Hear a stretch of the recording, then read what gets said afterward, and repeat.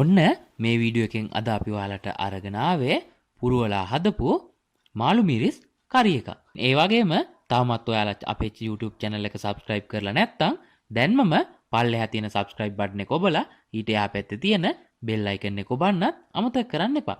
ඉතින් මේ මාළු මිරිස් කරි එක හදන්න අද අපි අරගෙන තියෙනවා මාළු මිරිස් ග්‍රෑම් 250යි, තම්බාගත් අල සුවල්පයක්, සීන්ව කපාගත් කරපිංචා සුවල්පයක්, පොල් කිරි කෝප්ප එකක්, කොටුවට කපාගත්ත ලූණු ගෙඩියක්, ඒ වගේම උම්බලකට කුඩු සුවල්පයක්.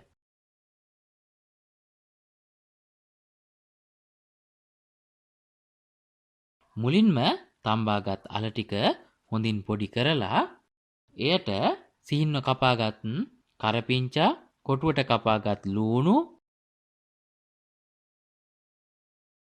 ඒ වගේම උම්බලකට කුඩු එකතු කරන්න. එකතු කරලා අවශ්‍ය ප්‍රමාණයට ලුණු එකතු කරන්න. ඊළඟට කෑලි මිරිස් තේ හැන්දක් පමණ එකතු කරන්න. එකතු කරලා හොඳින් කලවම් කරගන්න. ඔන්න දැන් අපි පිරවුම හදාගෙන ඉවරයි. මේ පිරවුම හදාගත්තට පස්සේ මාළු මිරිස් අරගෙන මේ විදිහට පීයකින් මාළු මිරිස් කරලට කැපුමක් යොදලා හැන්දක් භාවිතයෙන් මාළු මිරිස් වල ඇට ඉවත් කරගන්න. මේ විදිහට ඇට ටික ඉවත් කරගත්තට පස්සේ අපි සාදාගත් පිරවුම මේ විදිහට හොඳින් පුරවා ගන්න.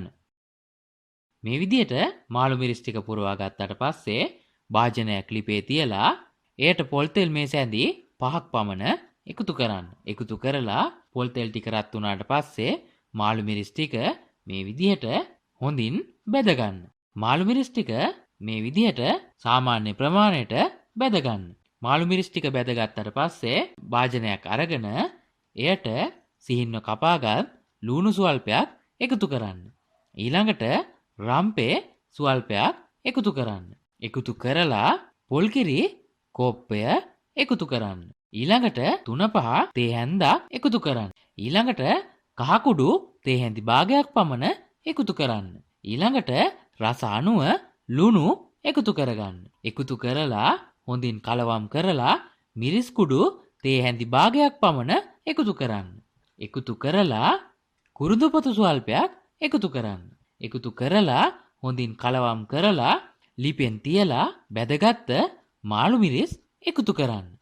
එකතු කරලා මේ විදියට කිරි හොඳින් පැසෙන තුරු ලිපේ තියන්න.